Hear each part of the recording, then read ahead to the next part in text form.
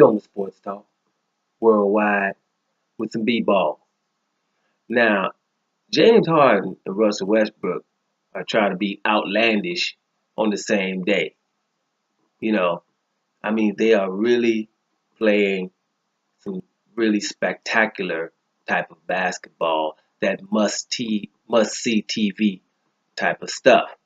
You know, um, James Harden became the first player ever to score over 50 points and have over 15 assists and 15 rebounds, right? Ever. And there's a whole lot of people that's been playing. So these are things you just don't see. Let me just repeat it. 50, 15, and 15. Over that, what did he end up with? What did he end up with? He had 53, 16 rebounds, and 17 assists. Those are ridiculous numbers. That's a whole lot of meat, right, in that game. He accounted for 80 points, right? Not to mention those rebounds. Right now, with the way the NBA is, a lot of three-point shooting. There's a lot of long rebounds coming off. So guards' rebound percentage is probably gonna go up. They just, put your common sense on that. All these threes everybody's shooting, and his team anyway, they shoot 100 more, 150 more than Golden State. So there's a lot of long rebounds. But whatever, he has 6 triple doubles this year himself. Right, so that's some serious beasting. This is some historical beasting.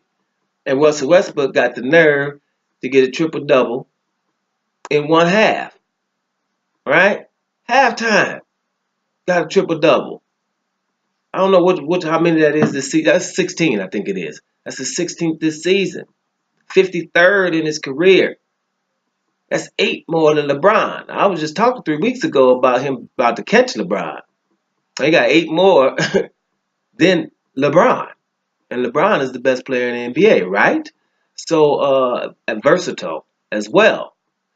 So this is some real significant basketball being played right now because it's ever. I mean, that triple-double from Russell Westbrook was the 3rd fastest in the history of the game. 3rd fastest. We're watching stuff like that happening right now. And I'm pretty sure both of them looking at each other like, man, if you wasn't here, I'd be a runaway candidate for the MVP. But you got the nerve to be here, right? Because Westbrook would run away with it normally. But James Harden is right there. His team is even doing better, right? And there were less expectations at the beginning of the season. Matter of fact, both teams have high expectations. But both of them are candidates. It's nobody's running away here. And they're having crazy seasons where they should be running away. There's a couple other ones, dark horses, but those two are standing out right now. So what I'm trying to tell y'all is basically keep up on what these two guys are doing. How Harden has Houston 3rd in the West. Kidding me? All right. Russell Westbrook got people playing, his team winning without even Oladipo being out 3 weeks. Triple-double every second night. Averaging a triple-double and averaging a beasting type triple-double, 30, 10, and 10. For me, I hope the man just at least does it to half of the games, 41 games.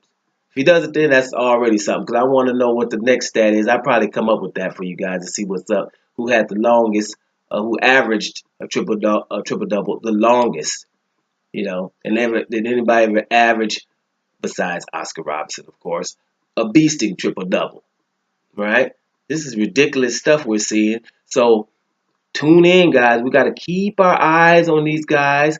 And Antetokounmpo, keep your eye on him too while I'm mentioning stuff. And one side note, a little negative side note from last night. Now, my man, Raging Rondo,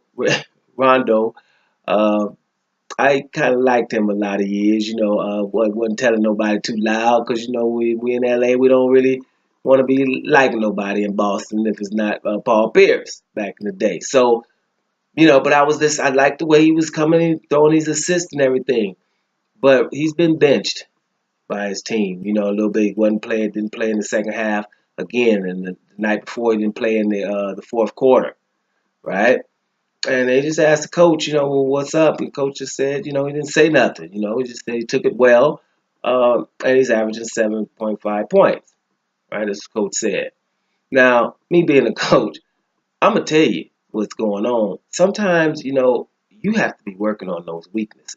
And the way the NBA is played right now, somebody out there that just can't shoot at all becomes a liability. I have one too, and I'm working with him right now. He should be shooting right now somewhere, right? Because you have to be able to shoot a little bit, you know, at some point.